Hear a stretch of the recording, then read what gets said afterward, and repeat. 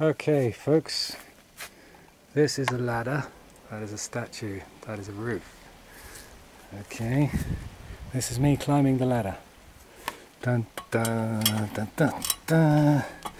Dun dun dun dun dun dun dun dun. Dun dun dun dun. Dun dun dun.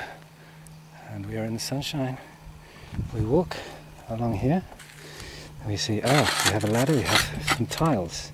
The tiles are very wibbly wobbly, so what we do is we use a ladder on the tiles to protect the tiles from the weight of my fat body, because I'm so fat. Now then, next thing we do is we get to the top, we get to this little apex bit here, and we go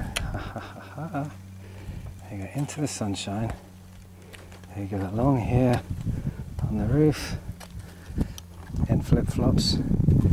As I said, I'm sure I've told you this before, there is no health and safety inspector for 1,000 kilometers. So up here, it's all down to me. So if I don't come back, you know the reason why. It's because I'm a stuntman who failed. Okay, I'm going to put this pouch here. I'm going to show you a little bit of Rocky training. Okay, just for fun. Alright, yeah. Et voilà! And then we commence singing.